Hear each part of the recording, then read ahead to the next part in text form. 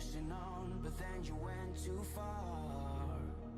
When your ship has sailed and all your dreams are lost, everything is wrong, you feel like it's your fault. Just remember, I will be there for you, baby. Remember, there's nothing out there to get you, don't forget it. When life throws lemons, just call me.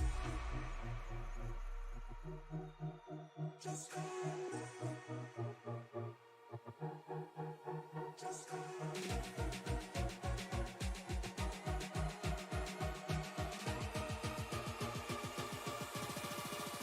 Just call me.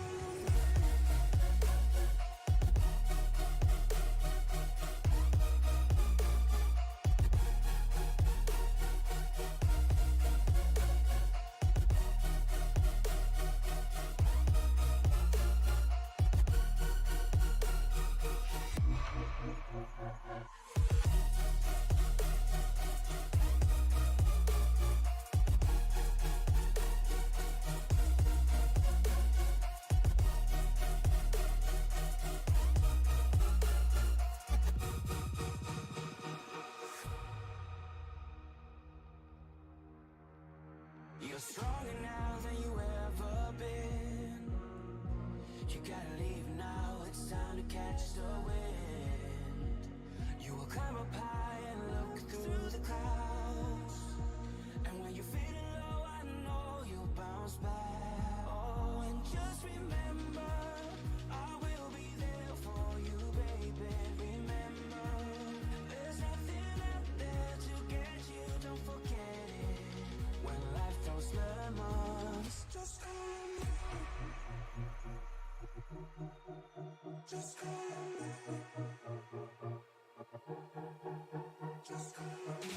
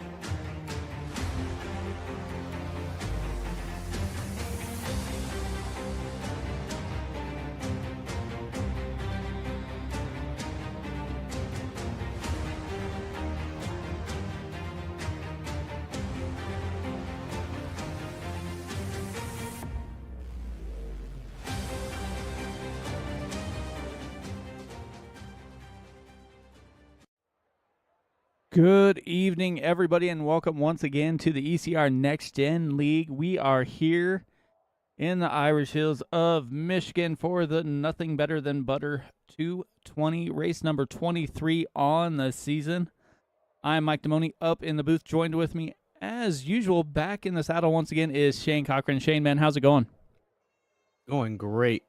Just really excited to be back here on SRM after a little bit of vacation with the family, but was watching along on YouTube while I was gone. Saw a lot of drama, a lot of action, so excited to see what happens here at Michigan. Yeah, definitely. This is going to be race number 23. They have this race, and they have 3 weeks off, and then the regular season finale coming from iRacing Super Speedway. So everybody trying to get into that top 12 in drivers to get set. Last week, we were at the Tricky Triangle in Pocono. Tristan Bailey dominated the race, leading 32 laps on his way to victory. Colin Bollinger and Tyler Burden rounded out that top 3. Turned into a little bit of a fuel mileage race, and it didn't go the way of some of the drivers, but nonetheless, they had a pretty exciting race for the Tricky Triangle. Yeah, as you mentioned, with the Super Speedway coming up next week or after the break, I mean, this is kind of your last shot at a traditional victory to get yourself locked into the playoffs here as you need to. You know that anytime you're at a Super Speedway, but especially the iRacing Super Speedway, it is just going to be a wild card, and I'm not sure you can count on that to get you in. You kind of want to clinch it now here at Michigan.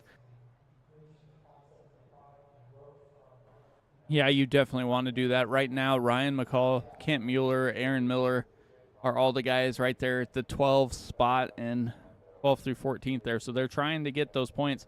It's not a huge gap between them.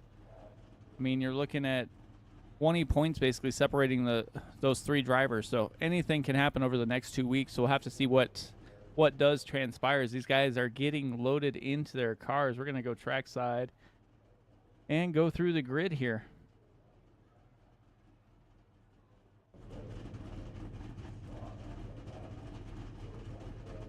We got Aaron Miller and Dwayne Furtick going to start on that front row. Colin Bollinger and Anthony Ludi, row 2. Row 3, Doug Denise and Kent Mueller.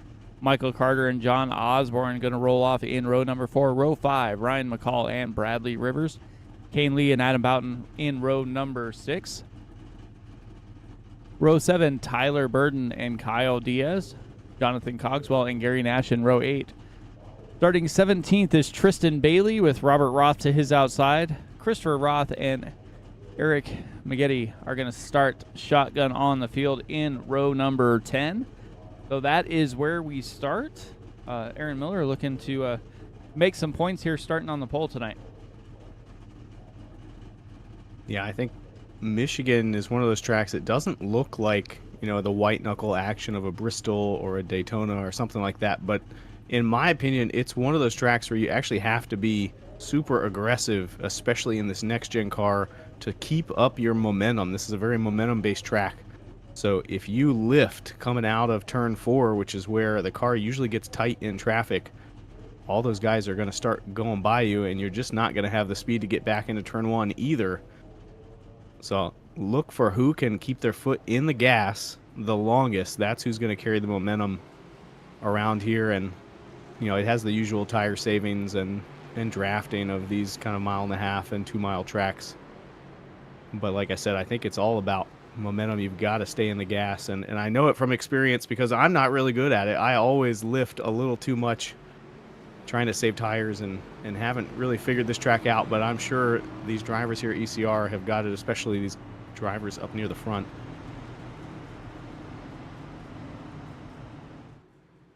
Yeah, it's definitely one of those things you're going to have to do. We got 110 laps to get it done here, 220 miles. What these drivers can do here is they're stacked up, ready to roll.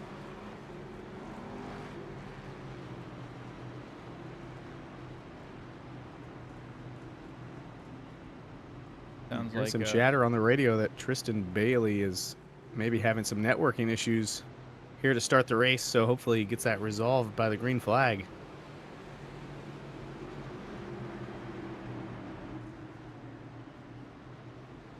Oh yeah, they're blinking in and out, yeah.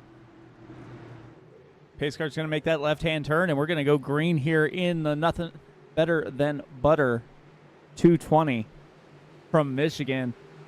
Aaron Miller on the throttle gets a huge jump, and he's going to go out to 3-4 car lengths on Dwayne Furtick right away.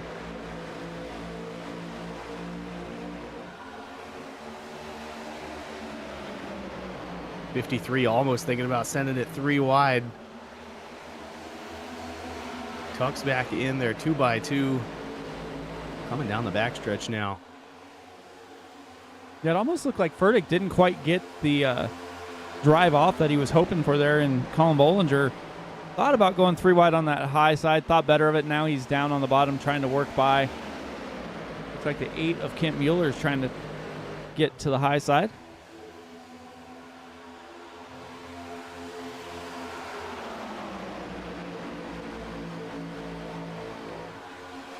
Everybody getting through lap 1 clean.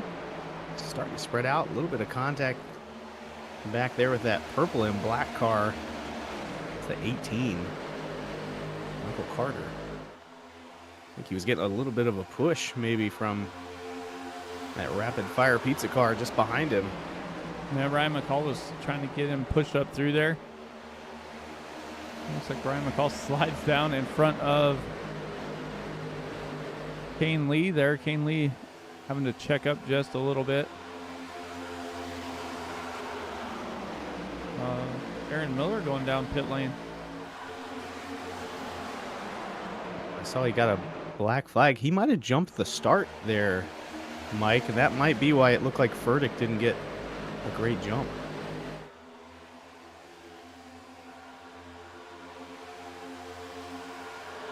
Man, that has got to be rough. I think he had something like that happen earlier in the season too. He got a good jump and then all of a sudden he had that black flag after starting on the pole. So, ooh, Colin Bollinger tapping the wall a little bit.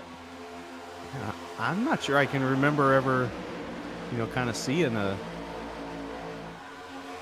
the pole sitter get a black flag for jumping the start. Usually it's the second place guy. It's pretty easy just to, if you come across the line ahead of the leader, you can pick up a black pretty easily, but it's definitely a rough hand to be dealt for Aaron Miller. He's still on the lead lap, but just maybe 10 seconds ahead of this group here.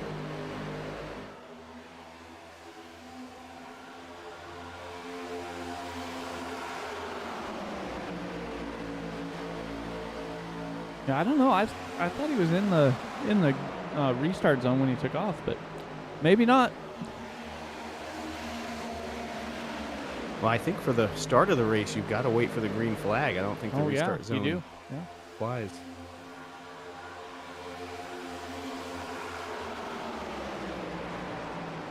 Let's go back and take a look and see what happens. Oh, Tristan Bailey's still blinking a little bit there. Here and gone. Oh, Aaron Miller back in pit lane.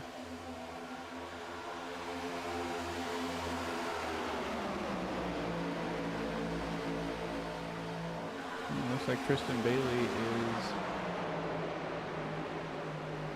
out of the car now.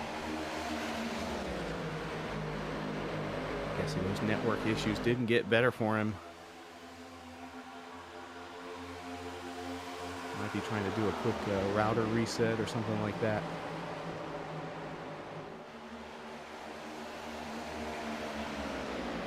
Only good. That was the only good thing for Tristan is he's pretty well locked into the playoffs, so it's not terrible, but it does suck. It looks like Kane Lee's coming down pit lane too. Yeah, look, I mean, Aaron Miller just got disqualified. Wow. And now Lee has a black flag. Lee had unsafe pit entry because he was sideways when I flipped over to see where he was, but.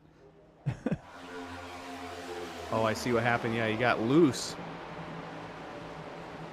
and spun down pit road. I imagine Race Control will take care of that. It looks like they already have.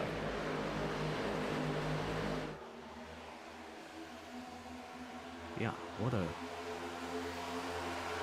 series of events kind of to start this off here, Mike. Sounds like the series of events that have plagued the Xfinity series today as well.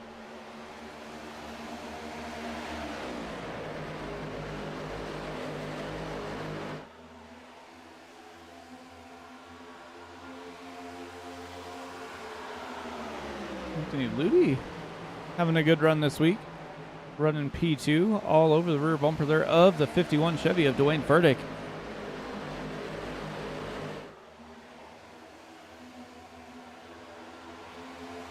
Go back and take a quick peek here at Kane Lee.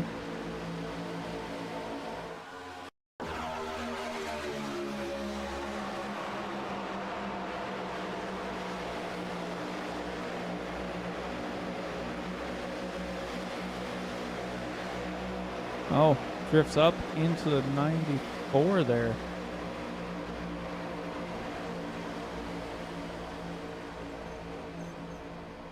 Yeah, like I said, coming off of turn 4 in traffic is where these cars get super tight, and you really don't want to lift, and especially with this next-gen car, lifting almost makes it get even tighter on exit because you kind of keep that right rear planted into the track when you're on throttle, and getting off of it doesn't keep you out of the wall like it used to, or out of the car on your outside in that case.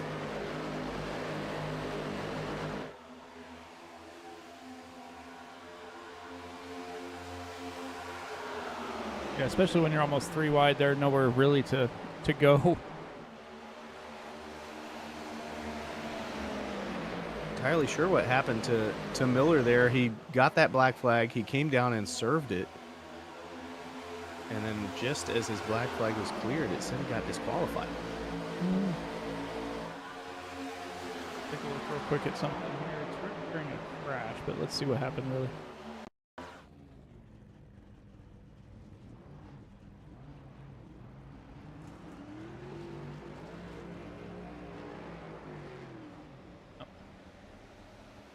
Exit stopped and DQ'd, it looked like. I'm not. Anyway, we'll have to check the Discord after the race to get an explanation on that one.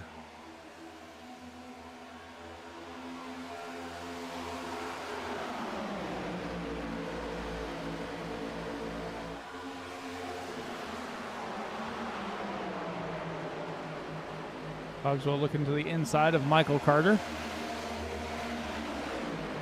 And Cogswell's been one of the drivers just really trying to work that low line all race long. I feel like if you can get down there, you can save some tires for later in the run, but it's just so much more momentum on the high side.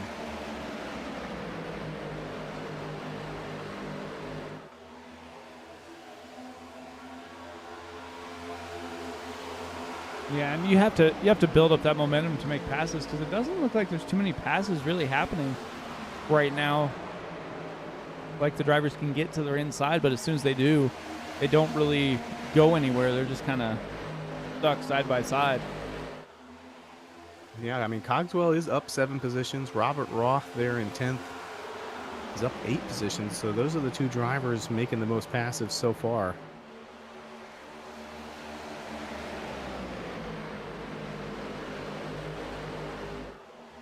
It's the 40 of Doug Denise. He's looking low, trying to get there. Up onto the bumper of the 53 now.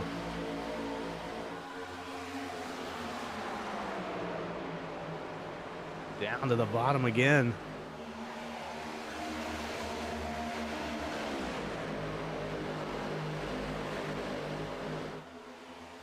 Denise looking inside on Bollinger. Trying to make that low line work for him. Well, low line definitely has the momentum coming into the corner, but exit, you've got to be able to slide up there and take that spot before that outside line, and their momentum carries them by you there, as Denise just did. He slid up in front of Bollinger right before, basically right after the apex, and kind of took that line away. Yeah, you can see these leaders really putting on a masterclass on how to drive these next-gen cars on a track like this. You're going to draft all the way down the straightaway as best you can, and then you're going to fan out. Everyone's going to want to try to find a little bit of clean air. So there, Furtick kind of goes to the second lane, and Ludi goes up high. Meanwhile, the 40 of Denise, he's still using the low line. Nobody else is down there, so he's losing speed on the straights. No one to draft with. And he's not really being aggressive with the side draft either. That's one thing you could do. He is just making hay on the bottom.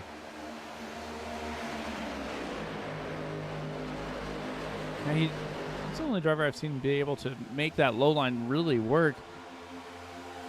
It looks like Boughton and Cogswell are battling back and forth back here in 8th, 9th position.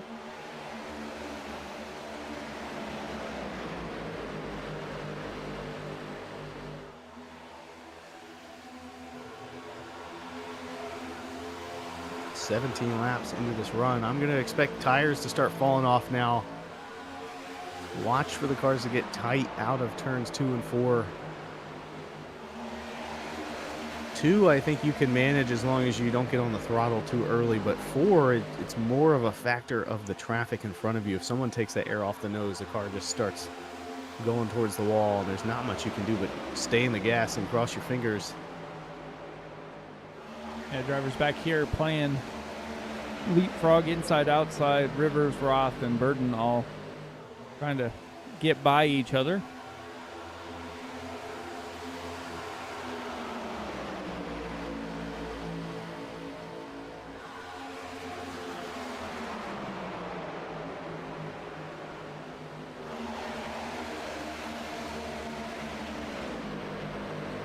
I mean, looking at lap times, Doug Denise has only fallen off like a 1/10 of a second from his best time to his last lap time.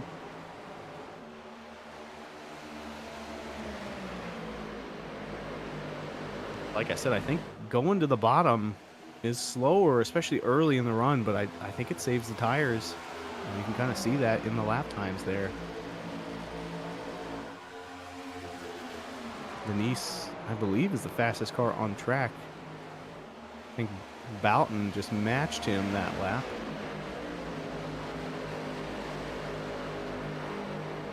He is on the move, up 5 positions from the start for the 94. Yeah, he's able to get by Michael Carter there on the high side. Carter's still driving that low line. Kent Mueller down there as well.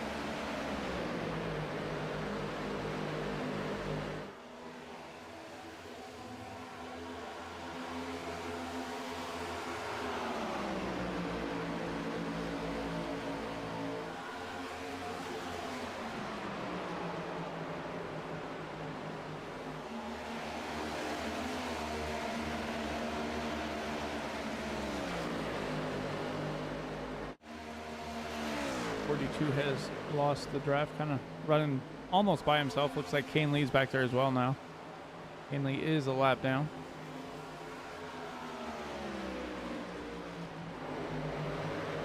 He's the only one, so he's in that lucky dog position if he can catch some luck.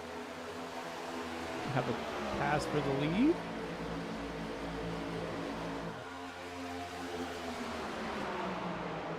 Side by side, the 40 and the 51. I thought he had it, Mike, but now the 51 pushing strong on the outside. Dwayne Furtick not going to let that lead slip away that easy. Yeah, no, looked like he thought about kind of pitching it down a little bit more, but split up a little bit. Denise not able to get by. Furtick still trying to hang on that high line, trying to use that momentum to stay with him. Furtick still leading the race, but not by much.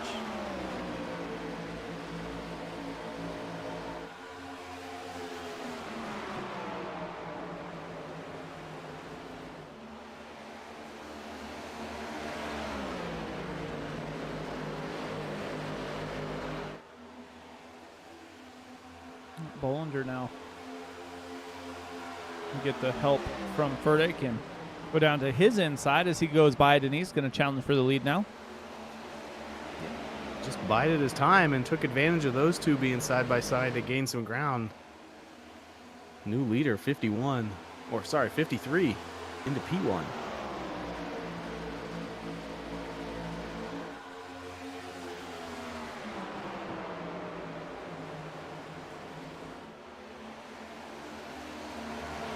Furtick running that low line with Denise, going to try and stay with him, maybe make a little bit of ground up here on Bollinger, running a little bit different line through the corners and having that help might close that gap up just a little bit.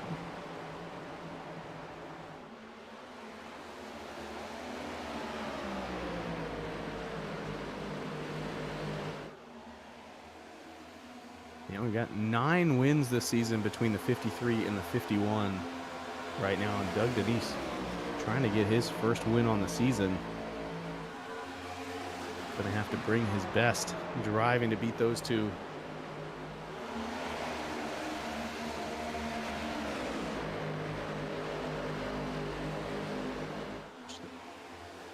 15 and 18 battle. That's for 9th position. Looks like Michael Carter going to take it for now as Rivers tucks in behind. Got a 3-way battle behind them between 26 of Kyle Diaz, Jonathan Osborne behind him. I think that was Tyler Burden that just got around him and is going forward.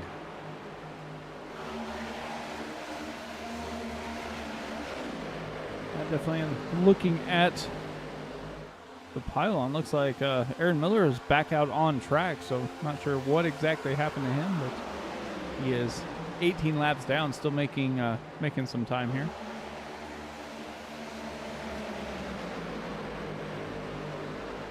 Three wide.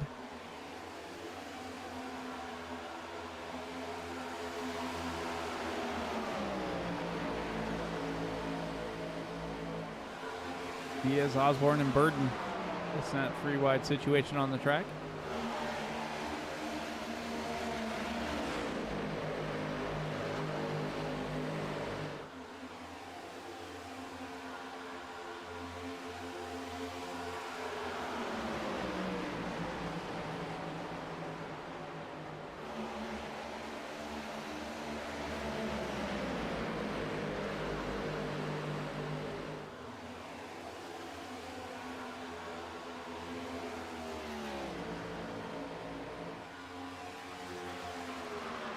Ooh, finally starting to separate out a little bit. There's Denise is looking inside of Furtick for second.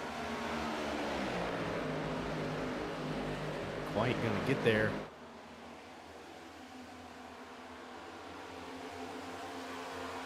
Anthony Louie there behind them in 4th. And then there's a big gap back to Ryan McCall. And then Adam Boughton. He is under attack from Rivers.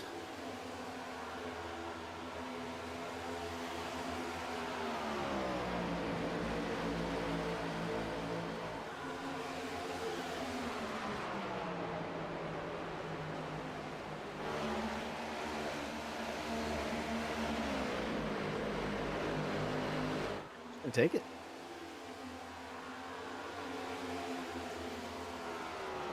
Tristan Bailey also back out on track, but still blinking. Bailey is now 23 laps down.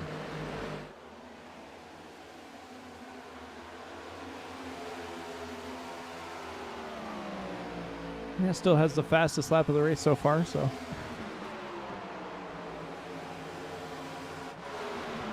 Three wide again. 3 wide.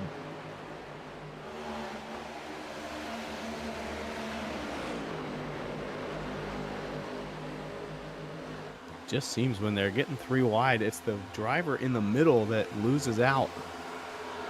They don't get the kind of the hook, I call it the hook traction, where you kind of hook your left front down on the apron right on that line. It just feels like there's a little more grip there, but they also can't nail the throttle to get up to the wall on exit. Yeah, they're just basically stuck going nowhere, and you can see the inside and outside drivers both get by. And with that, when that happened, Tyler Burden took advantage and got P11 away from Michael Carter. Michael Carter was that middle car and lost all that momentum.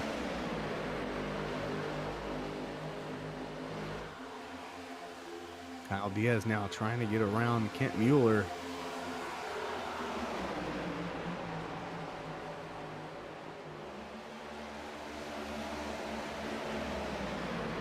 Looks like he should clear him here on exit.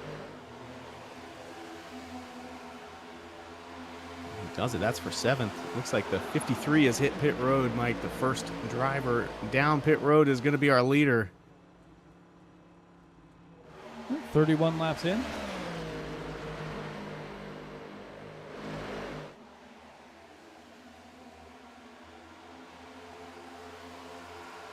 If we stay green, I think that means we're looking at a 3-stop race.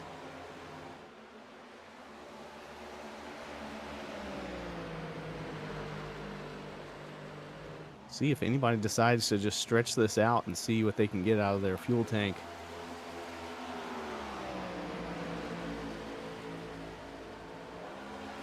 Yeah, with these long green flag runs, it might be a time to try and do that right now, see what happens. I'm also a little curious to see if anyone decides to play with the tire strategy. You know, we've seen a lot of times at the end of the race, 2 tires can be the winning strategy so you can keep track position and gain back a little bit of your speed. But this early in the race, it looks like Bollinger took 4. So he's kind of setting the bar for everyone else. Looks like Burton took 4 as well. Rivers, he's the next down pit road.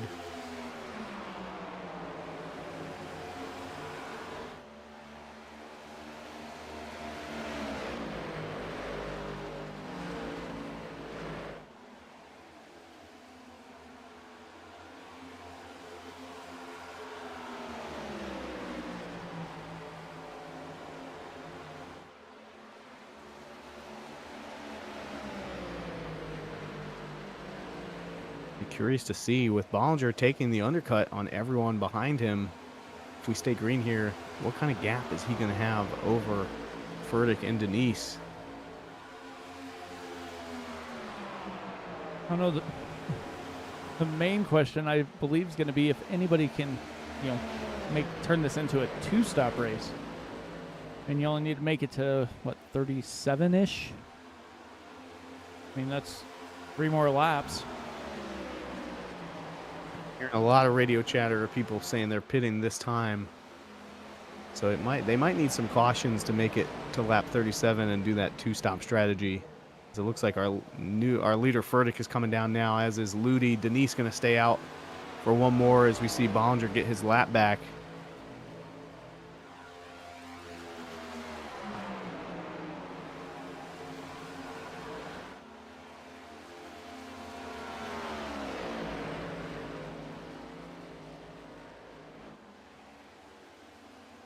The speed that the 40 was showing, I doubt he is saving fuel and trying to stretch it out too much. Yeah, I wouldn't think so the way he's been running, but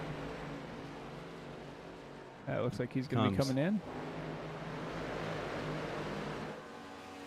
Osborne in about on that mileage, these guys are going to be about 5 laps short from that 2-stop strategy.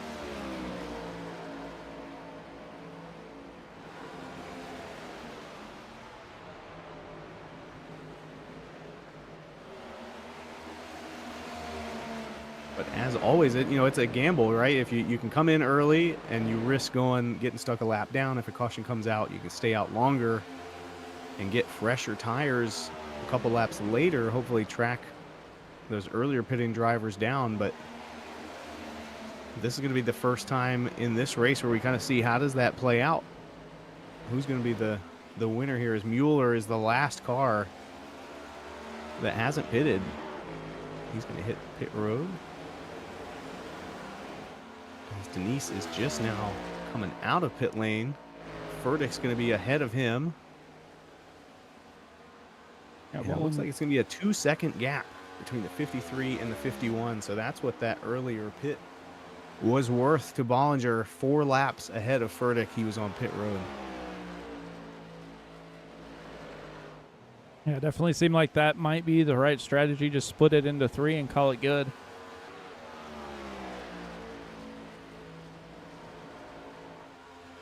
Everyone top to bottom of that pit cycle taking 4 tires. Kyle Diaz just put down the fastest lap of the race at 39.23.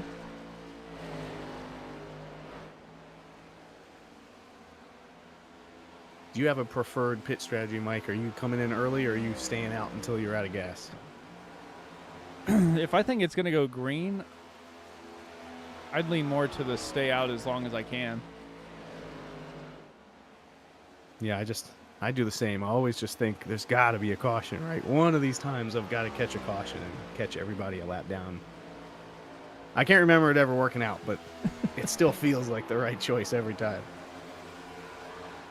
Yeah, definitely does. I mean, that's the chance you take, but especially on races like this where it's long green flag runs, if you can save enough fuel to make it that extra, to get rid of one stop, and you're basically saving yourself almost 40 seconds. I don't think anybody here has been able to do it so far, but if we catch a caution in this middle segment here, I'd imagine somebody's going to try and push it a little bit farther.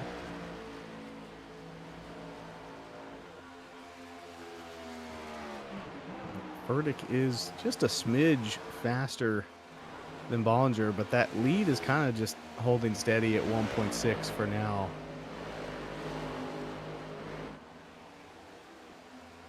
And then Denise only came down one lap later than Furtick did. But he's got another 1.5-second gap between him and the 51. So Furtick has gotten on and off pit road a little bit faster than the 40. And at this distance, everything we talked about in that first stint is kind of out the window. You're not really worried about dirty air. You're not really worried about getting clean air, in the turn, drafting on the straights. You're just trying to find the best line to give you raw speed and kind of close that gap, so then you can start worrying about drafting and clean air again. Yeah, I mean, right now, this right here is the closest group of cars on track. Rivers, Burton, Diaz, and Osborne. And other than that, there's mostly half a second to a second gap around every other car on the track.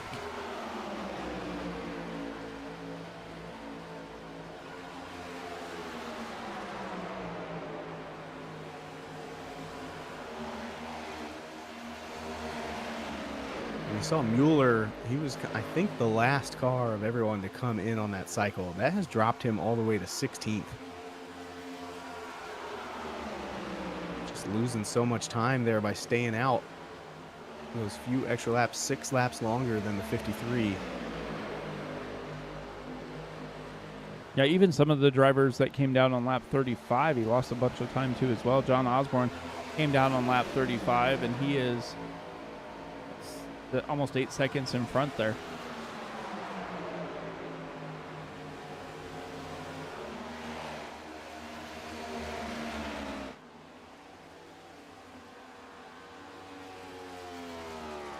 As these guys have made their pit stops, we're going to step aside for a moment, go side by side. You won't miss anything, and we'll be right back after this.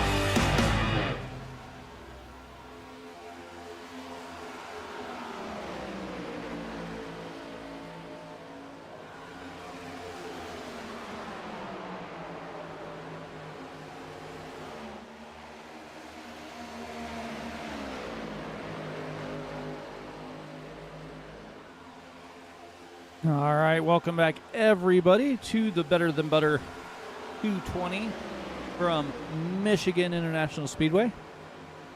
Haven't missed anything while we were away. Colin Bollinger still maintaining a lead. It has dwindled a little bit. It is down to under a second now. Dwayne Furtick in second has a almost second and a half lead over Doug Denise. Anthony Ludi closing in on that position, and Kyle Diaz rounds out that top five. Yeah, Diaz is our biggest mover in the race right now, up 9 positions. He was just in this pack with these guys and is now separating himself. He's found something that is really working here in this second stint of the race where everyone's so spread out.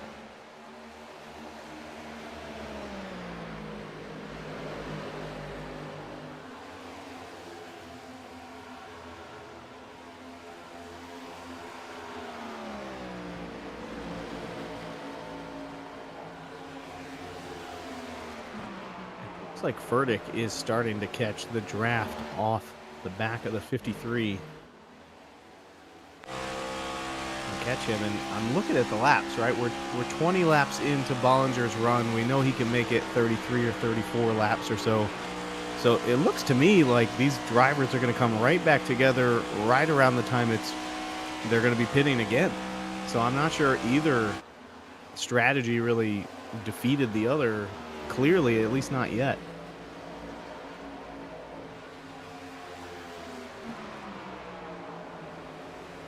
Yeah, I think the strategy's going to show more in that last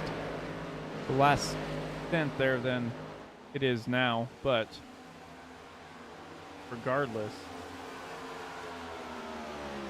it's only going to be, what, 4, 5 lap tires difference? Yeah, it doesn't seem to be making a huge difference. And again, the tire fall off really isn't that big. Bollinger currently 4/10 off his best. Furtick 3/10 off his best. Denise is only 1/10 off his best, so he has continued to use that low line to save tires and longer into the run than everybody else.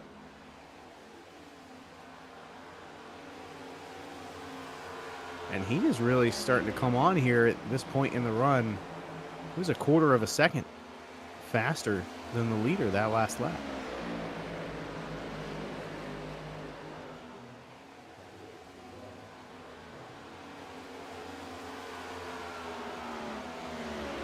Anthony Ludi is right behind him as well. And he just ran the fastest lap of anybody. Actually, basically 3 of the top 4 ran the exact same lap time that lap. Really bringing out the best in their competition at the front. And this group continues to battle. This is 5th back through 9th. We were just talking about Kyle Diaz. He was in 5th. Now he's in 9th. This whole pack just got around him. Yeah, they seem to be working well together.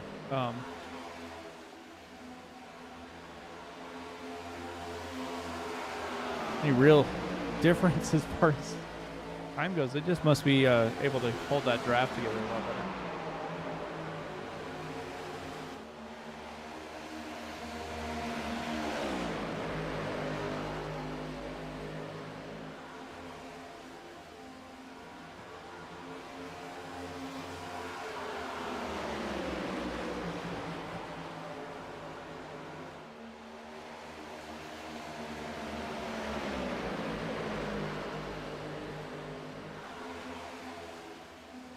The front, I think Denise is getting ready to be caught by Ludi.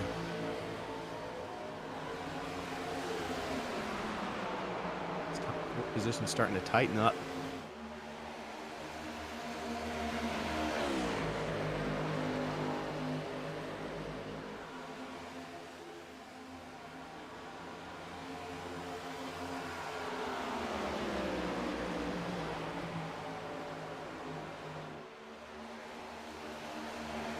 Six of Tyler Burton up 7 positions from where he started.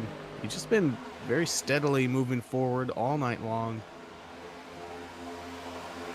Now in P6, trying to track down John Osborne in the 81 car.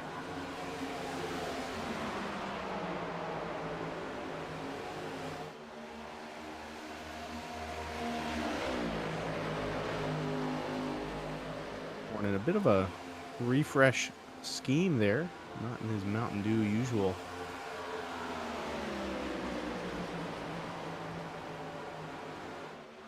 Can't miss Osborne on track now in that pit viper scheme. Yeah, I think he was a driver running a Mountain Dew scheme earlier in the season.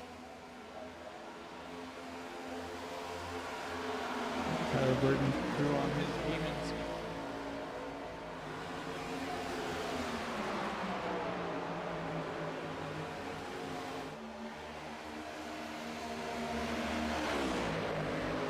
Burton getting really friendly with that high line up near the wall.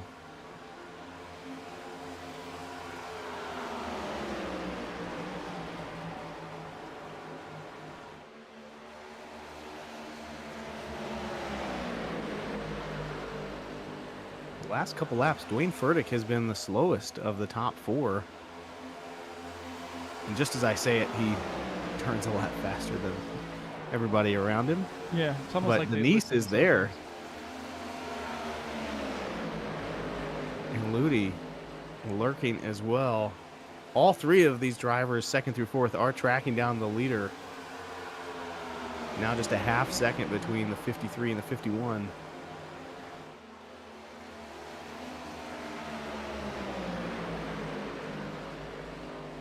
See Furtick trying to get low enough to take the air away that Denise needs to get by him on the bottom.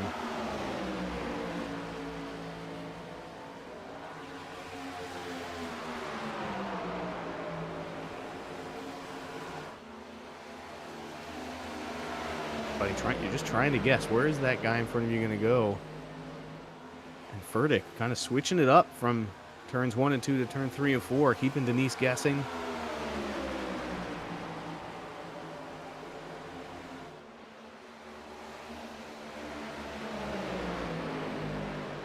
Furtick gets a little, he has to make an evasive maneuver around the 53 who decides to come down pit road here on lap 60. I think we can see his strategy is going to be to pit every 30 laps. That's going to leave Dwayne Furtick in the lead with Doug Denise looking low, trying to take it away. The 94 also hitting pit road. You can see how hard Furtick is driving to break the draft there on the backstretch. Yeah, definitely trying everything he can to keep that 40 behind him.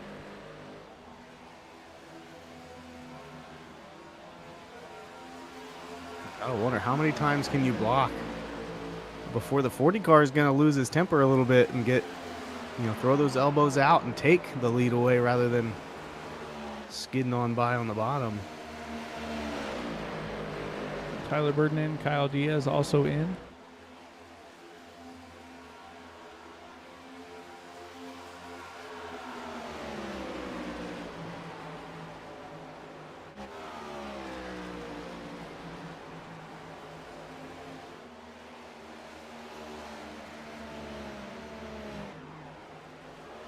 Brian McCall getting by Robert Roth.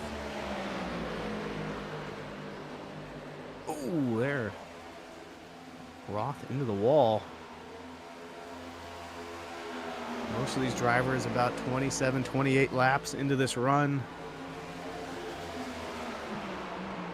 They're going to be thinking about pitting sometime soon.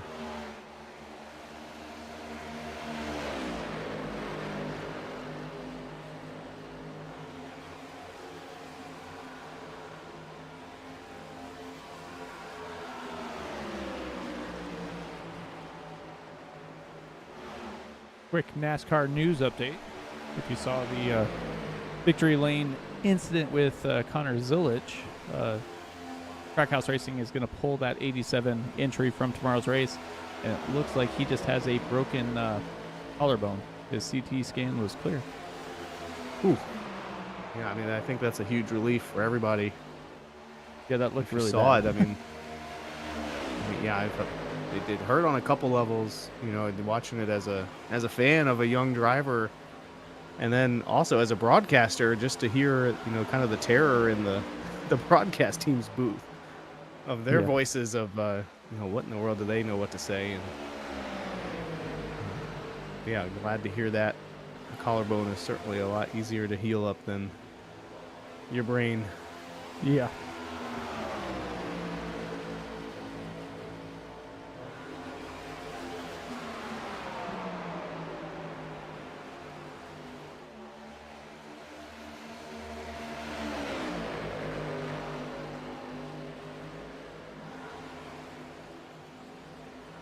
Michael Carter working on McCall.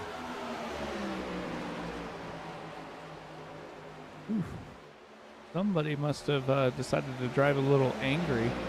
Tyler Burton, a 38.89.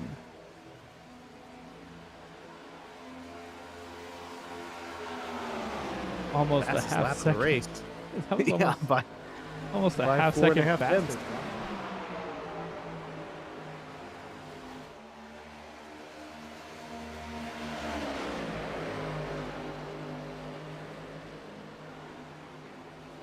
Yeah, it's still 3:30 in the afternoon sim time. I can't imagine the track is cooling down yet to explain that time differential, but Burton just turning on the boosters. 117-degree track temp. Ryan McCall coming down, Bradley Rivers down. Cut that one close. Almost into the grass. But he made it onto pit road, not speeding, inside the cone.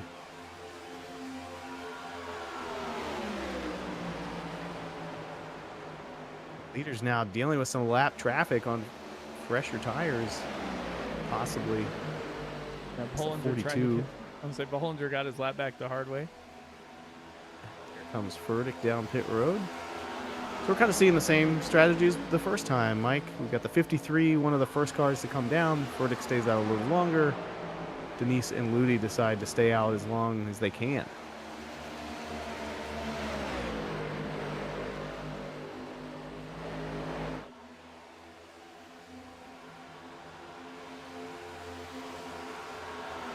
Like I said, I'm not really sure any of the strategies made a big difference. They all came right back together in pretty much the same order.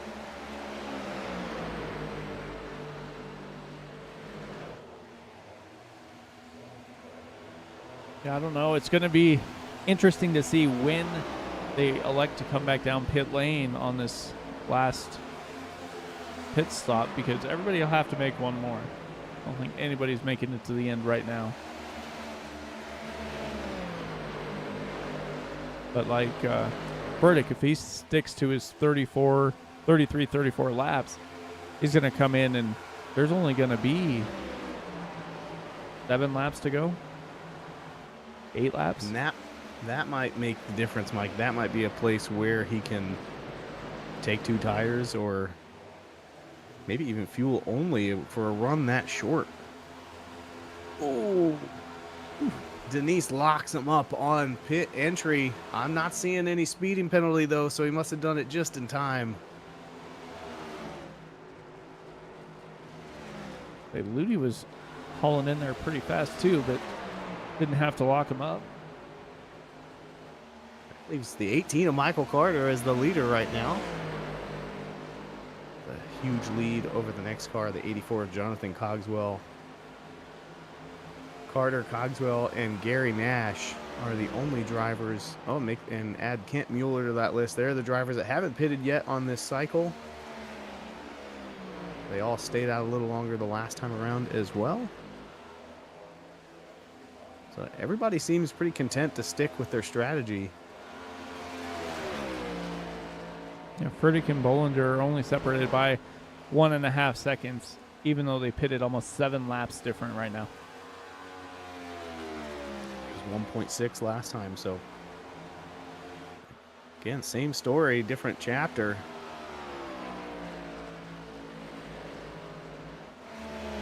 Gary Nash going to lead a lap.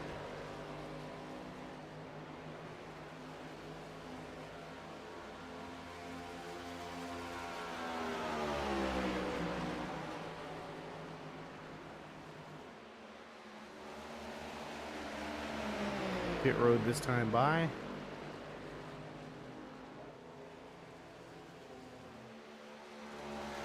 Probably going to come down.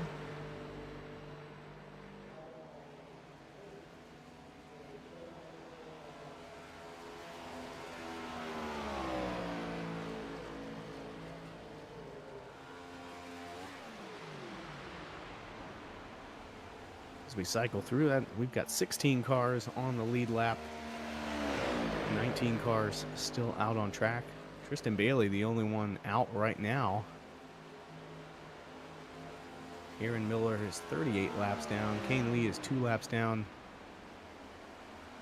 Man, I mean, that's really a bum deal for Kane Lee, getting spun down pit road. He just hasn't been able to find any cautions out there to give him a wave around or a lucky dog or anything.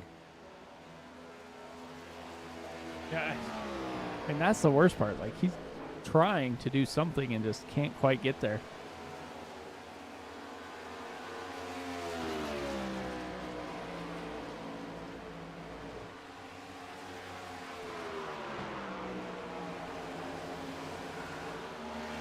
Time around if you're Dwayne Furtick.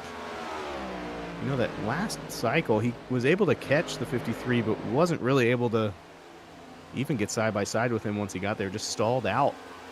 So I wonder if he's going to try to catch him faster and attempt to pass while the tires are still a little younger. Well, he's closing that gap pretty quick. One thing I noticed is the pit lane time was almost 2 seconds faster. Well, a second and a half faster for Dwayne Furtick. So that has got to help him a little bit, and he is able to probably almost catch that draft a little bit now.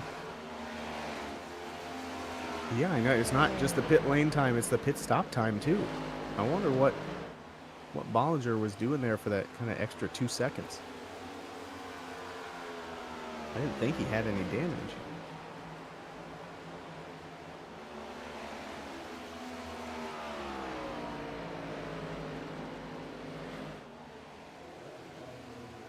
He spent longer than almost everybody else in his pit box.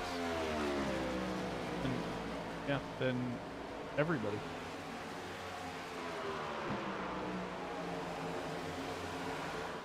Maybe they had to deflate that basketball a little bit.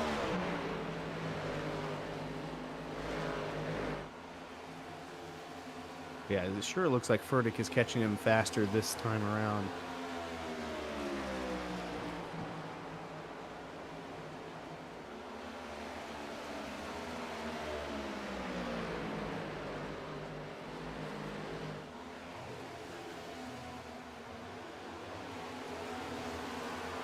And 14 laps left for Bollinger to maintain his pit lane times. Pit lap. Pit laps.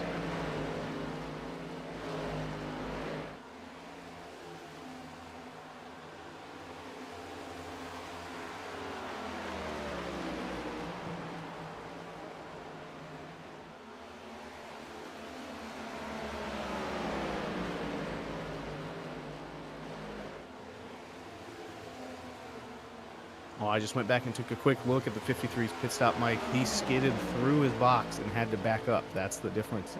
There you go.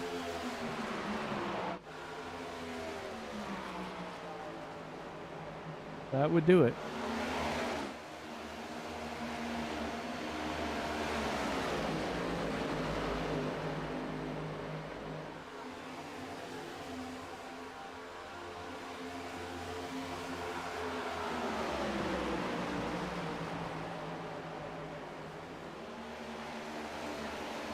And on that cycle, it seems like Denise and Ludi are the ones that lost some positions as Burden and Boughton took advantage. Tyler Burden now up 10 positions, Boughton up 8.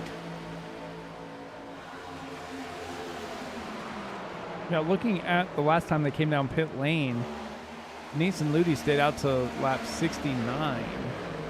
Boughton came in on lap 60, and Burden came in on lap 61. So the only driver that stayed out later and is still up here is Dwayne Furtick. Other than that, everybody's pitted around lap 60, 61. it seems like the early pit stop is the way to go. We saw Kent Mueller. He was the last driver to come in again this time around. He's back in 16th position, but more importantly, he is just a few seconds ahead of the leader, about to go a lap down.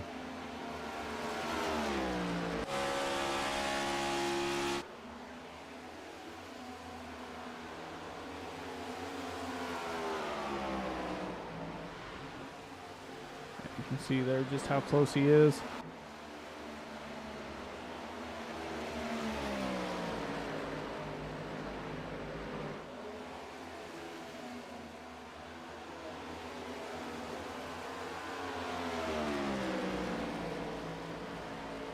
Definitely going to be a pit stop strategy race here, the way this is shaping up here. When do you come in and what do you do on it? Yeah, I think as soon as you know you're on a one-stop strategy between whatever your stop was in the end, I'm just cutting it in half. I want to maximize the tires, minimize the time I've got to wait on fuel. And for some of these drivers, like the ones who did go long, I think they could think about a two-tire or a fuel-only stop just because of how long they can go on that run. But if you're the 53, you came in on lap 60, even if you cut it in half, you still need more than a two-tire stop amount of time of fuel in the car to make it to the end. Yeah, I think if some people are kind of backed into a corner. Yeah, I think if you're Furtick and you maintain the laps you've been coming in on, I think you're going to go fuel only and hope that's enough time to stay out in front of Colin Bollinger.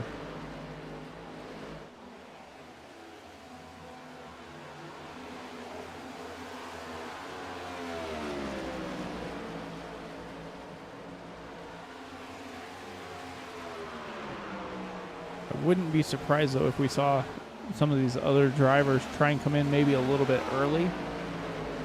Say within the next 5 laps or so, even if they did just come in just so they could try and, undercut them a bit and maybe get some track position back.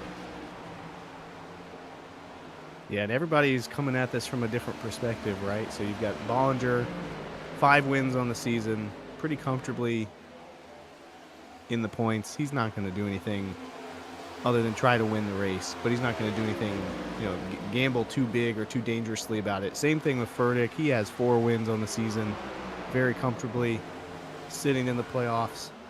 And then when you get back to Ludi, Denise, Ludi's in 11th position in points, so he could really use a great finish, and a win would be, the best way to do that. Denise, he's a little more comfortable. He's 7th in points. Still looking for that first win of the season. That would be a big confidence booster heading into the chase. So everybody's kind of in a different place, and I think that informs what decision you're going to make. If you're Denise, I think you're scared maybe to take a chance and hurt your points position. But if you're Ludi and you're right on the edge, I think you're willing to take a gamble, do something different.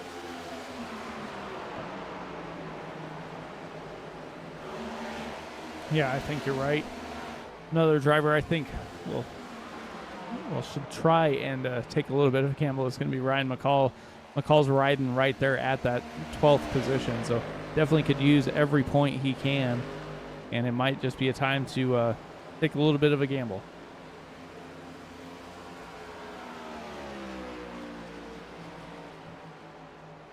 Dwayne Furtick came in early. Going to try something different, and he might go fuel only on this stop. But wait and see.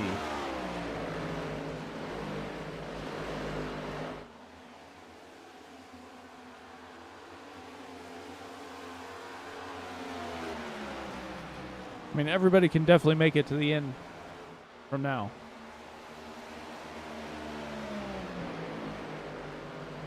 Seems like Furtick is going to start the waterfall of pitting. The radio is on fire. The driver saying they're coming this time as we see Bollinger, Burden. Denise. Ludi. Well, it makes it hard to do something different when everybody follows you down pit road.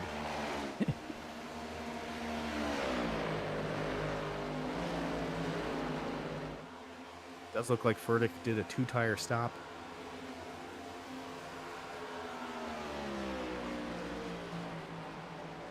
Yeah, only a little over 9 seconds in his box there.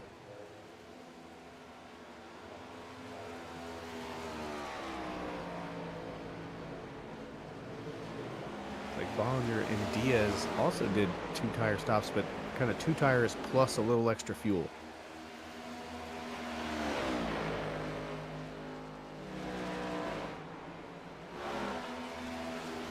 Fountain takes over the lead.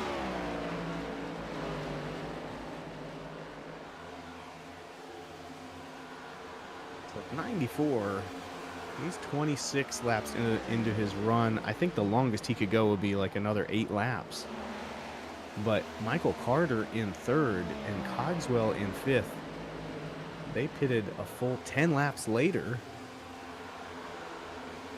They're only 16 laps into this run. They can go another 20 laps almost before they've got to come in. They can't make it to the end unless they're doing something to save a ton of fuel. But they are the only cars kind of in a different place where they could actually go significantly longer than some of the drivers around them. Now Robert Roth is going to hit pit road. He was running 3rd.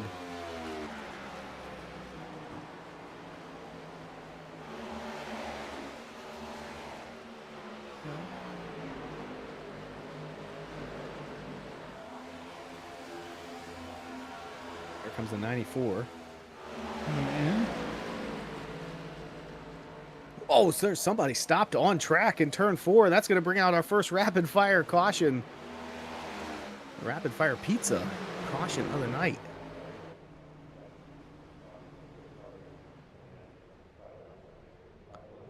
And it sounds like it was Bradley Rivers. Hearing on the radio that his iRacing just froze up, so he parked it near the wall to stay out of everyone's way. Oh, he was doing that before, like his whole system shut down here. Heard a lot of chatter in my own league about this iRacing freezing issue in the last update or two. It does seem like there is a fix that has something to do with updating your motherboard drivers and BIOS drivers for anybody out there, and I think it is isolated to Intel CPUs. But if you are having issues like that, definitely do a quick Google on that motherboard BIOS refresh. That seems to be the fix that iRacing is recommending.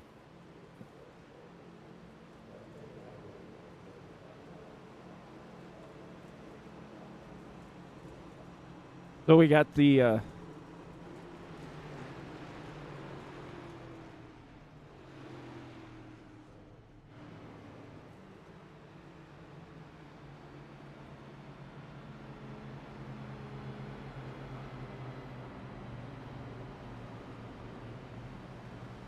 definitely going to change up the running of the race now.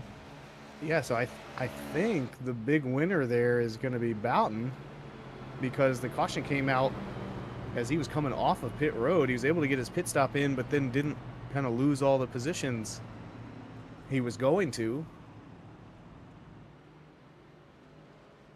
And now Furtick is having some sort of technical issue as well. Heard him on the radio. It looks like he pulled off, reset something, and is now pulling back in line.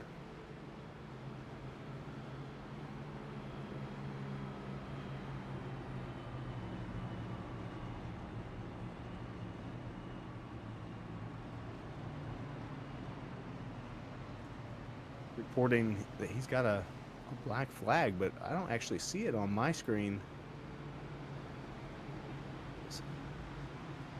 Not sure if iRacing's got their flags all straight. Yeah, it sounds like an EOL penalty. But this should be kind of just a full reset here. Anybody who hadn't pit has a chance to. Anybody who pitted maybe early wants to freshen up, they can, but it looks like everybody's just content to do what they were doing.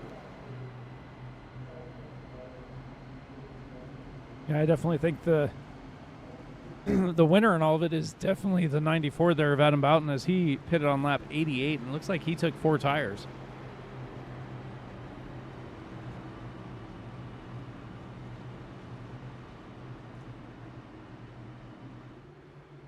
Yeah, he kind of got him for free. So at this point, it looks like everybody 5th on back, with the exception of Tyler Burden went 4 tires. Definitely everybody who pitted under the caution. So kind of the way that breaks down is you got Furtick up front. He's on the oldest tires, and just 2 of them that he changed. Then Boughton, he's going to be on pretty much completely fresh 4 tires. Then behind him, Kyle Diaz on slightly older than Boughton 2 tires, as well as Bollinger. And then Ryan McCall going to be the first driver back in this group with 4 tires. So kind of a hodgepodge of strategies. But Cogswell and Carter are the first 2 drivers on cold, fresh 4 tires. They pitted under that caution. They are in 7th, around 7th and 8th. We'll see if that extra bit of tire life will pay off for them, as we are green flag again. Furtick with a great jump. The 94 just didn't get going. The 53 is right on top of him. We'll give him a healthy push. And Kyle Diaz is now in 2nd, working the outside on the 94. Ooh, his bomb gets loose. Goes down on the apron to save it. He's going to lose a couple positions. Yeah, Kyle Diaz goes high, goes low, trying to get by Furtick. Furtick going everywhere to block the draft of Diaz.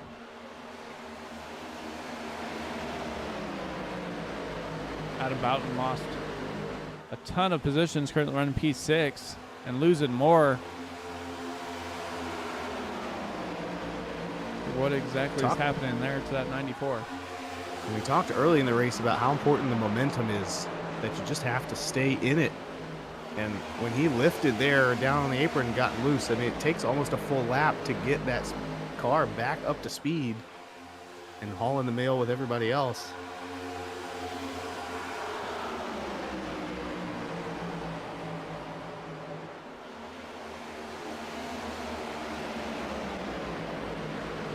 Cogswell on the attack. Oh, and he gets into, is that McCall? McCall into the wall, Boughton into the wall.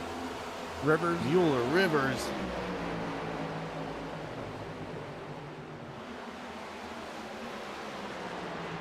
A second caution here on lap 93.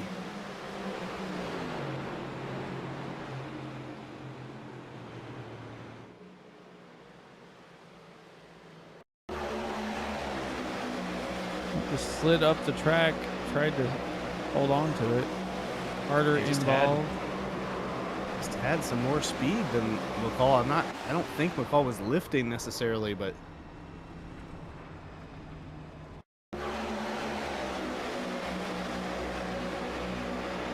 just caught him, and that almost took out Burden as well.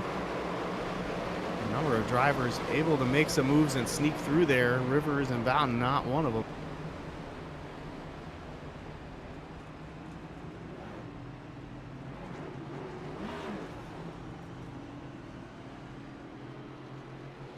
Shake it up one more time as we are closing down to the end of this race, and there goes Osborne. Shoots down pit road. He wants fresh rubber.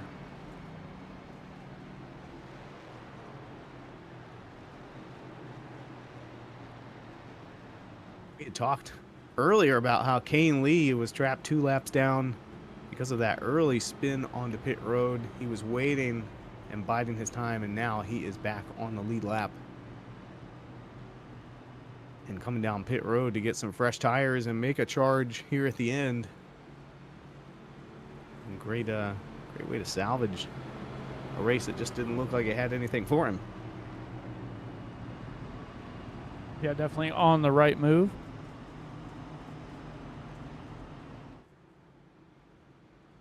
Tyler Burden, he took 2 tires on his third pit stop. When that caution came out, he came back down and he took the other set. So he is on 4 fresh tires, a couple laps different, but still he's got some fresh rubber. Look to see what he can do now that they're stacked back up here.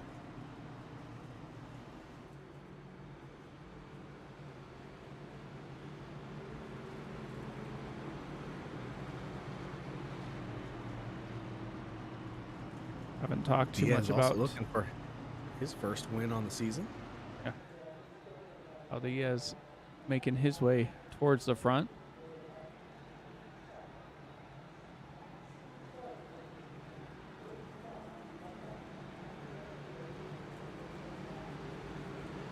Currently sitting in P20 in the points.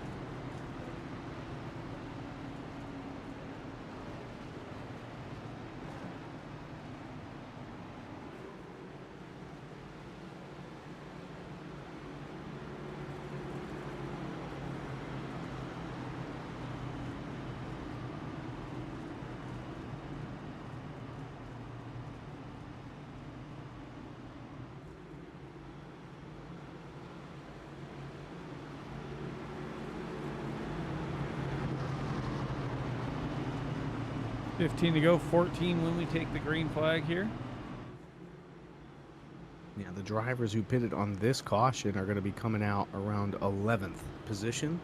So everybody in the top 10 pretty much on the same strategy they were on the last restart.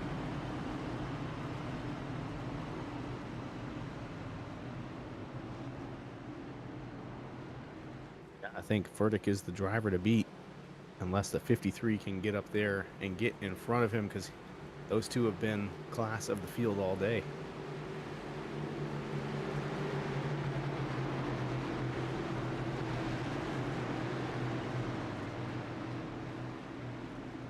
Yeah, they definitely have been.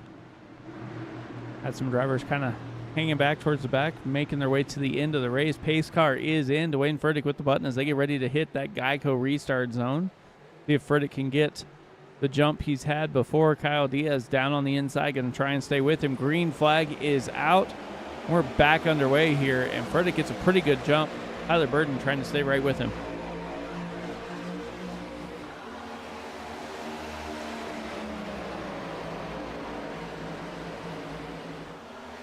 Great restart by that outside line. Burden going to take second. Furtick again, he's been not hesitant to break the draft down the backstretch just like that whenever he's got the lead.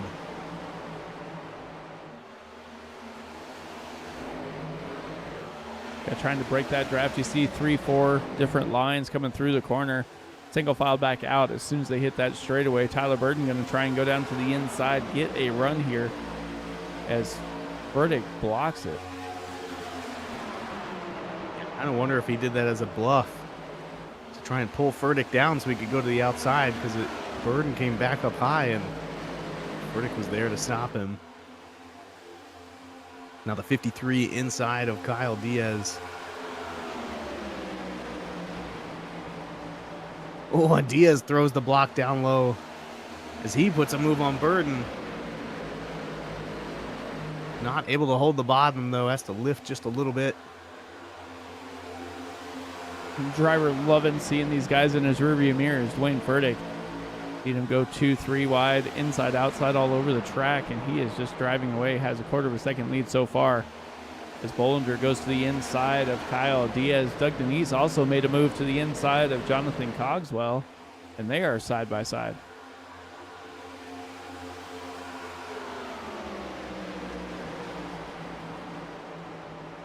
Diaz gets back third.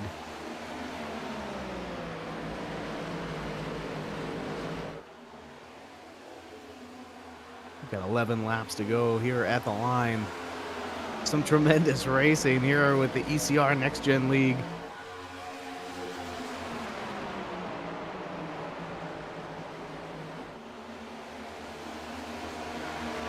Diaz looking outside of Burden. Diaz, and that's going to work for him. Once they made that high line work fairly well. Burden and Bollinger hooked up hardly any room between them. Diaz going to go back to the well again, up high. Doesn't carry the same speed there in turns 3 and 4. It looks like, Nonetheless, he's going to look to the inside. it looked like Burton almost had to lift just a little bit there to stay off of Kyle Diaz. Kyle Diaz got by Dwayne Furtick, and now he is going to try and set sail to win this race here. Oh, 06 into the wall, and that's going to bring out the caution. Wow, I mean, that was, what a move by Diaz. He threw it into the corner so deep that he cleared Furtick, I think, faster than he was expecting to, and almost washed up the track and gave it back to him.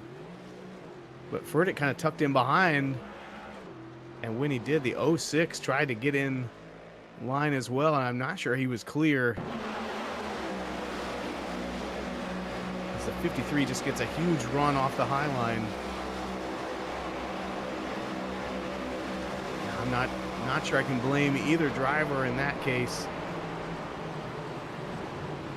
Both fighting for the win in the top 5.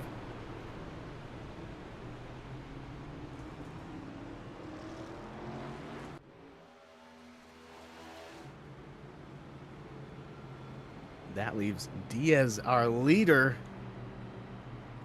And that was the first lap he led all night long. He's going to get a couple more here under caution.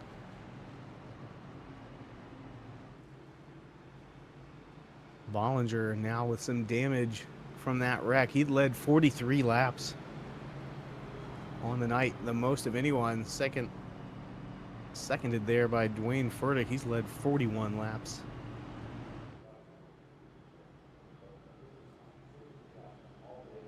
Looking back through the field, looks like Osborne made it up to 7th. He was the first car on the freshest set of tires.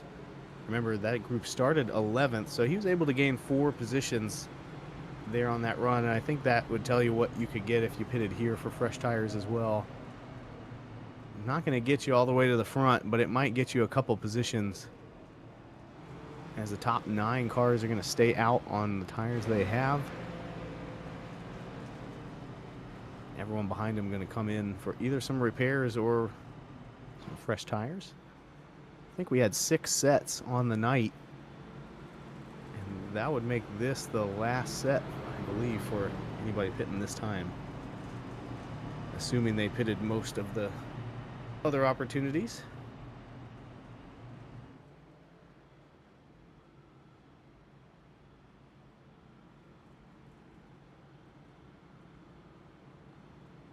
I think Cogswell's sitting pretty well here. Running 3rd right now. Yeah, Cogswell 9th in the points, so he'd probably like to be a little further up that list to get away from the cut line. Looking for his first win of the season.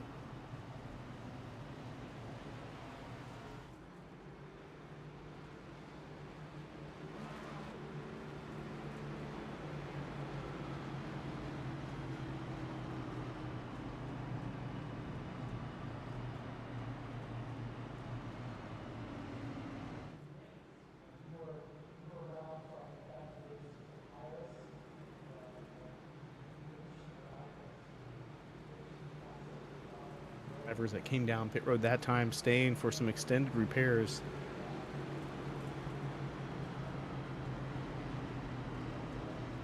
It's going to leave just 14 cars on the lead lap.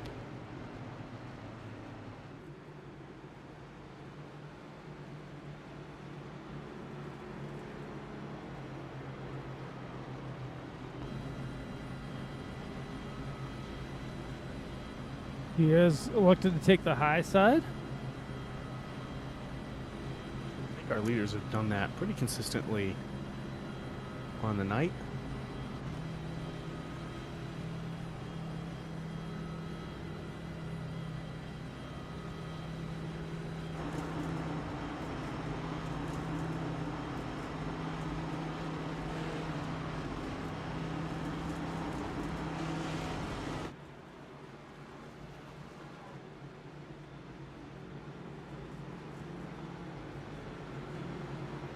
And 06 are going to line up beside each other there in the back of the pack. Hopefully they aren't still steamed about that incident.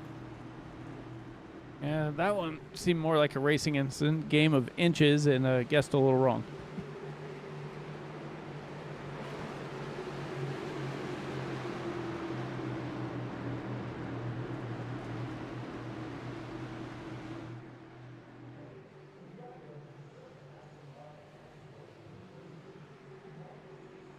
Pace car is in, and we are going to be green flag racing in the what we hope to be the final restart of the race. Kyle Diaz, Dwayne Furtick side by side, and that was the closest restart we've had in quite a few. Denise going to try to clear Furtick. Cuts down. He's going to take it. P2 to the 40. And just like that, the top 3 drivers all fighting for their first win of the season.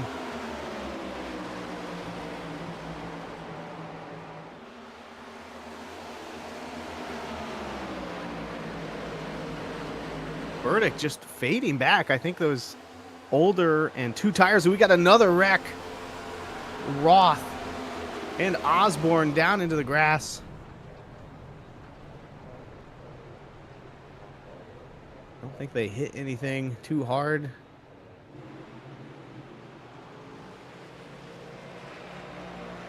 Yeah, Furtick's tire strategy, I think, was fine until we got all of these cautions here at the end. The heat cycles have not been kind to him. So we'll see what happened with the 81 and 59 here. It kind of looked like the 81 just squeezed him a little bit, Mike.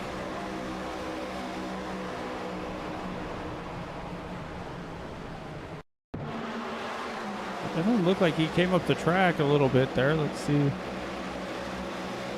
Roth was all the way against the wall, but he wasn't unreasonably low.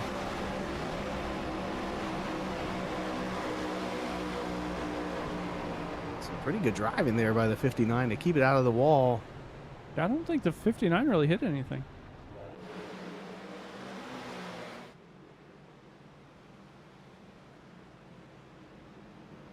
That definitely helps the 26 there.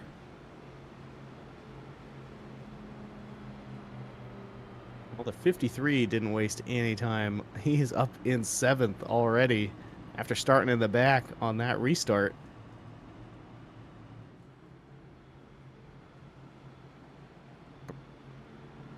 Burden didn't make it as far as he did. He's still in 13th.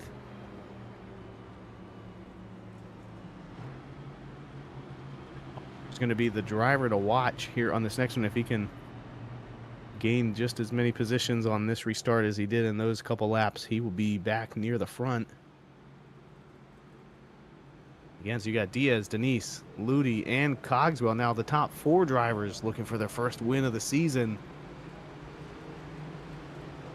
A little bit more comfort as we close in on the chase cutoff here after the next race at iRacing Super Speedway.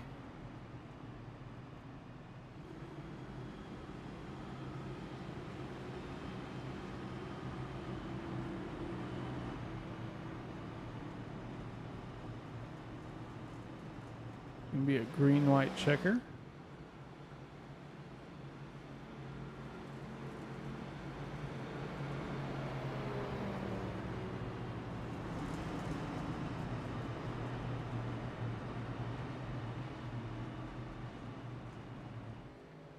Yeah, I mean, at this point, it feels like definitely Diaz is going to have the advantage being the car that kind of gets everyone going. It seems like the leader is always getting a pretty good jump here in this race, but behind him, it's kind of anybody who makes the right move at the right time can gain a position or two in 2 laps for sure.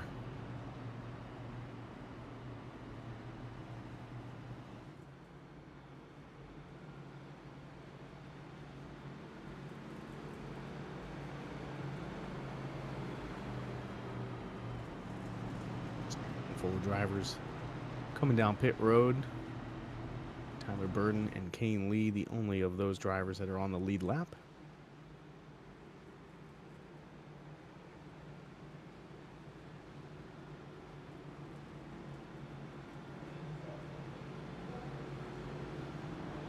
I think Dwayne Furtick's probably wishing he would have came down under the last caution.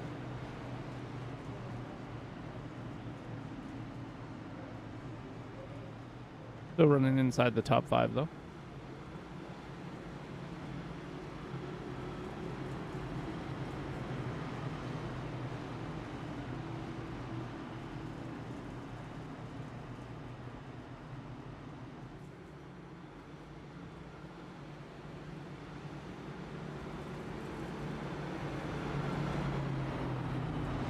Yeah, I think if you're Cogswell, you know that if you can get as good of a jump as Diaz does and kind of follow him around turn 1 and 2, you've got second place there for the taking. And then that might make you the only driver who's got a shot at taking down the 26.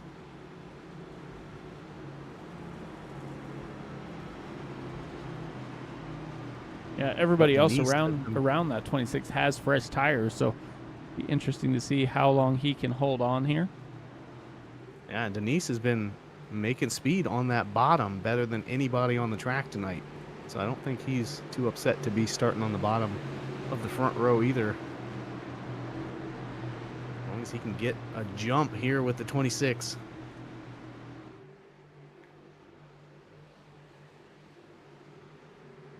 Pace car off. They're coming back through the restart zone. Green flag in the air. Diaz gets a jump. Cogswell does not jump with him. So Denise is going to slide up and take second for himself. And we see him dive to the bottom as he has all night long.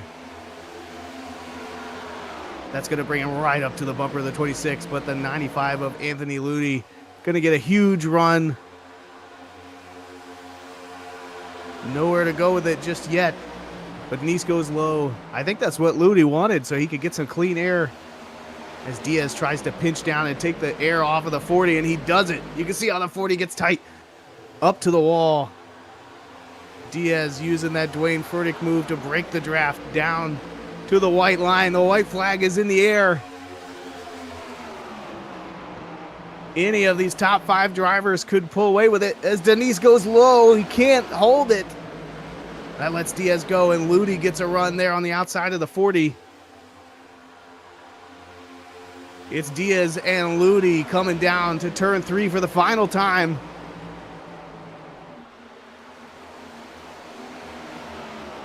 Diaz able to ride kind of that middle lane, block the air off anybody who had a shot at him. He's going to come down low. Here for the final time, across the finish line is Kyle Diaz, picking up his first win of the season. Actually, the entire podium are guys that were looking for their first win this year. What a race. What a drive by Diaz to hold off Doug Denise, who looked like he was going to use that low line to steal the win away. And Anthony Ludi was trying to capitalize on those two being side by side. Just a great finish there, Mike. Yeah, it definitely was. Diaz is lucky that Denise decided to check up a little bit there. Otherwise, both of them were going to go spinning on that second to last corner there.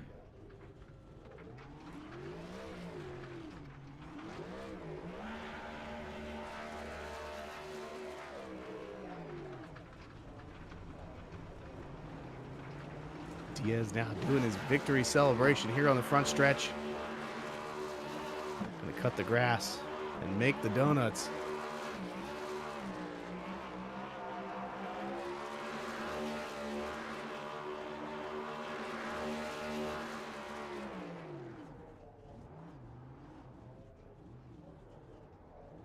Out of Colton, California. That's Kyle Diaz. Burning it down in victory lane. Looks like he found his way over there.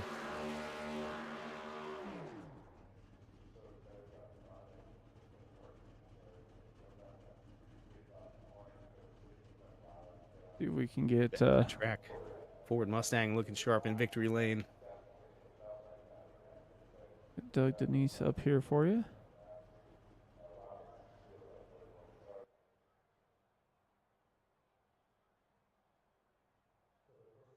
Doug, you got Shane and Mike in the booth. How you doing? I'm doing good. Hey, I mean, I can kind of hear a little bit of disappointment there from the last lap, but what a heck of a race. You're up front pretty much the whole night. You were definitely the fastest driver that knew how to use that bottom lane. Tell us about your race. It was just a race of attrition. Just gotta take care of your stuff and just try to get to the end, and just came up so short there at the end. As you're coming through all these late race restarts, how much are you just driving for the win versus thinking about the points as we're getting closer to the chase? Honestly, I'm just thinking about points. As much as it would have been nice to get that first win here at ECR, I would have rather just brought it home cleanly and get some solid points. I think that was my definitely first podium of the season. So that was nice. Yeah, I think mission accomplished. You came in 7th in points. This should kind of cement some comfort for you heading into the iRacing Super Speedway next week. So congratulations on the podium finish and the great points day. You got anybody else you want to shout out or send some thanks to? Well, I gotta shout out Mr. Anthony Ludi. Helped me out through part of the night, just hanging in draft speed, and then all my Revolution Motorsport teammates. Um, solid time. I will also use this opportunity. I think y'all have been pronouncing my last name incorrectly all season long. Oh, no. Oh no. It's actually Denice, much like the substitute teacher Key and Peele sketch. Um, so and I also run a iRacing paint shop called The Nice Designs. I can do any car you need, logo, graphic, anything. I'm Well, on Facebook. certainly some apologies for getting the name wrong. Thanks for letting us know there. We'll make sure to get it right the rest of the season and onward. Congratulations again on the podium finish. We'll see you not next week, but next race at iRacing Super Speedway. Yep.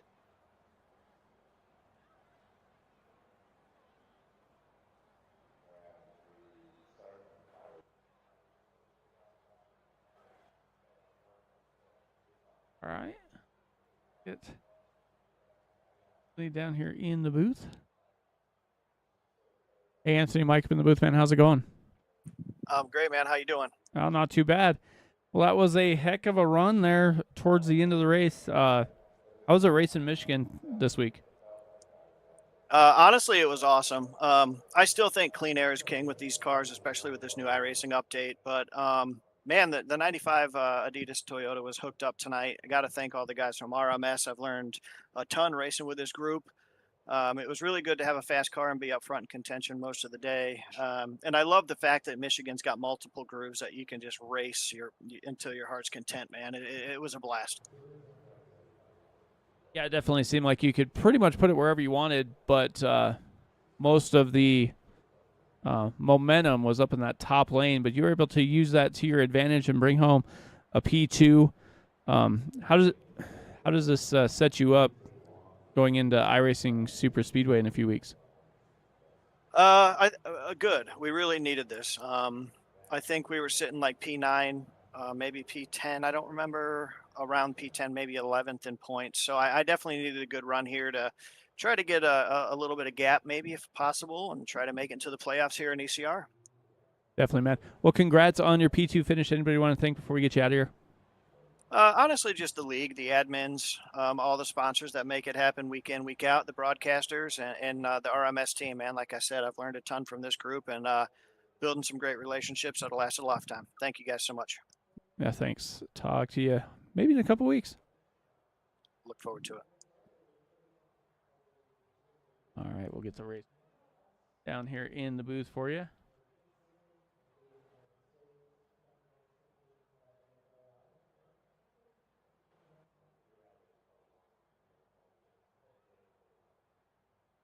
Kyle Diaz, you got Shane and Mike in the booth. You got a copy? Yes, sir, I do. How are you guys? We are doing great. How about that finish? We saw you kind of racing earlier on. We started talking about you, and we thought maybe we jinxed you. You were running 5th, and then we blinked, and you had gotten back to 9th place. But then you kind of used some pit strategy to get yourself up into the top 5 again at the end of the race, and then just drove away from the field. Tell us about your race. It was an awesome race for one. So shout out to everybody in the league tonight. It was a good one. And I just started my way up from like the back half of the field and just slowly worked my way up throughout the runs. And like you said, on the pit stop right there, I was in a good position, but not looking like I was going to win, probably like in the 6th or 7th place. But I took 2 tires and then the caution came out. Then I was stuck in 3rd place. But luckily I was able to stitch together a couple good runs to get the lead and then ultimately hold everybody off. Yeah, as you're coming down, trying to decide on 2 tires, 4 tires, or whatever, what kind of major decision for you? We saw pretty much everybody going 4 tires early in the race, and then in that final stint is where the differing strategies really broke out. What made you decide to do that? Well, the main reason was I didn't have a set plan. Let me just be straight with that. Like I kind of just decided because I didn't have to take a full fuel load. I just had to take about 7 gallons. So I just figured to take 2 tires to try to gain some time. I had no practice and I didn't know if I was going to be loose or tight, but I just kind of took a gamble in it. Luckily, it worked out. Well, congratulations again. It was an exciting race to watch up here in the booth, and exciting to watch you hold on there. Nothing better than butter 220, but I think Kyle Diaz is better than butter tonight. What else do you have to say in terms of thanks and shout outs? Oh yeah, I would like to shout out to Doug for running me clean right there into the turn 1 and 2 when he probably could have came up and took me out. So props to him.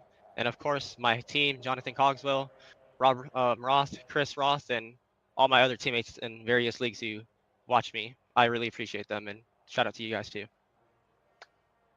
Yes, sir. Congratulations again on the win, and we will catch you again here with ECR in a couple weeks at iRacing Super Speedway. Have a great a great Saturday night and great rest of your weekend. Yeah, you guys too. Thank you.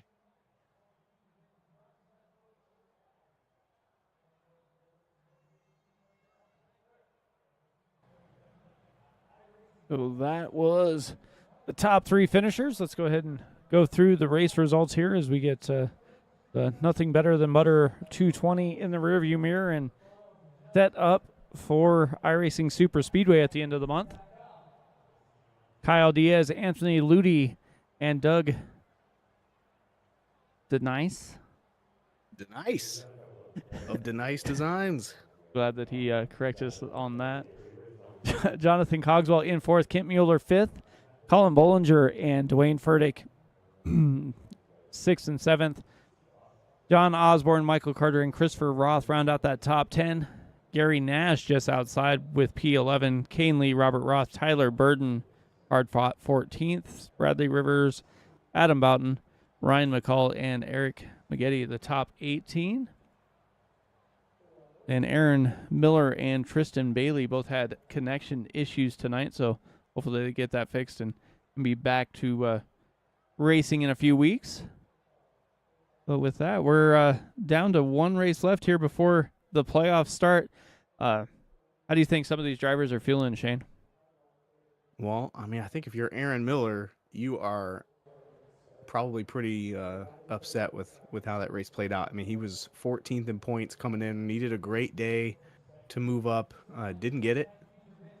But I think the good news is a lot of the drivers that were around him in points actually weren't in tonight's race. Andrew Chapman, Pete Walsh, for example, so that might leave him some opportunity to get that spot at the Super Speedway. I think we heard from Doug, he did kind of exactly what we thought. Sitting 7th in points, he was really playing it safe, and I think we saw that on the last lap. He had an opportunity to take out the leader and maybe himself as well, and decided not to, and was able to stay on the podium, get the points he wanted to feel comfortable. So I think next week it's going to be all about crunching the numbers and figuring out who's locked in, who has a shot, who needs to win, and who's kind of out of it and just driving just for a win with nothing to lose. Yeah, I definitely agree with that. Well, with that being said, we're going to go ahead and get out of here. We won't see you for a few weeks here for ECR, but we'll be back with iRacing Super Speedway and the regular season finale in a few weeks. But from all the drivers of the ECR Next Gen League and all of us here at Sim Racing Media, I want to wish you guys a good night. We'll see you next time.